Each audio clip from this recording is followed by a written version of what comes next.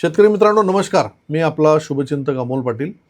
आपण एक 5 दिवसापूर्वी एक व्हिडिओ बनवला होता ज्याच्यामध्ये रासायनिक खतांचं पाणी कसं करता येईल आणि करणं योग्य आहे का, आणि लाईव्ह आपण एक 30 ग्राम DAP एक एवढ्याशा ग्लासामध्ये पाणी करून तेही 15 मिनिटात दाखवलं होतं। पाणी करण्यापूर्वी पाण्याचा pH, औषध टाकल्यानंतर ते तयार झालेल्या मॉलिक्यूलचा pH कसा कमी होतो हे सुद्धा दाखवलं होतं। हे करणं योग्य का अयोग्य, तर त्याचं कारण त्या ठिकाणी स्पष्ट केलं होतं। परत एकदा सांगतो की DAP म्हणजे डाय अमोनियम फॉस्फेट, आणि त्यामध्ये जे औषध टाकलं त्या औषधानंतर त्या DAPचा तयार होतो मोनो अमोनियम फॉस्फेट म्हणजेच 1261।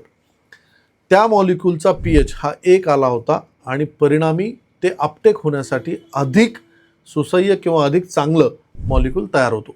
तर DAPचं पाणी किंवा रासायनिक खतांचं पाणी करणं योग्य आहे। त्याचे अजून 2-3 कारण आहेत। रासायनिक खतं टाकण्यासाठी मजुरांची गरज लागेल, ती गरज आपल्याला ड्रिपने पाणी सोडता येईल, त्यामुळे मजुरी वाचेल। नंबर 2, pH कमी झाल्यामुळे अपटेक आपल्याला त्या ठिकाणी मिळेल। आणि नंबर 3, हे पाणी कशामुळे होतं, तर त्या औषधाचं नाव आहे फॉसिड, ज्याच्यामध्ये आहे फॉस्फरिक ॲसिड 85%, आणि हे टाकल्यामुळे फॉस्फरसची मात्रा वाढते। आता मित्रांनो, जर संधी साधूपणा केला असता तर हेच औषध फक्त एक वेगळ्या नावाने वेगळ्या लेबल लावून एक वेगळ्या बॉटलमध्ये जर दिलं असतं, तर DAPचं पाणी करणारं एक नवीन औषध काहीतरी अमोल मॅक्स किंवा काहीतरी सुरेश मॅक्स नावाने तुम्हाला 2000 रुपये लिटरने जरी दिलं असतं तरी शेतकऱ्यांनी आनंदाने घेतलं असतं। कारण की त्या व्हिडिओला शेवटी आपण प्रश्न विचारला होता की असं औषध तुम्हाला हवं आहे का। जवळपास 1-1.5 हजार कमेंट्स त्या मराठी आणि हिंदी व्हिडिओला आहेत की हो सर, हे औषध आम्हाला हवं आहे। महाराष्ट्रातल्या तमाम शेतकरी बांधवांना मी ओपनली सांगतो की तुम्ही चांगल्या कंपनीचं, माझ्याच कंपनीचं घेतलं पाहिजे असाही आग्रह नाही। फॉस्फरिक ॲसिड जर तुम्हाला मिळालं तर 10 किलो DAP साठी 250 मिली फॉसिड किंवा फॉस्फरिक ॲसिड घेऊन तुम्ही आरामात तास किंवा 2 तासामध्ये 99% पाणी करू शकतात। शेवटी फक्त एक 10 ते 20 ग्राम चोथा त्या ठिकाणी उरेल। तर तुम्हालाही पाणी करायचं असेल रासायनिक खतांचं, वेळ वाचवायचा असेल, श्रम वाचवायचे असतील, मजुरी वाचवायची असेल आणि इफेक्टिव्ह खतांचं युटिलायझेशन करायचं असेल, तर तुम्ही फॉसिडचा वापर करून खतांचं पाणी करू शकतात।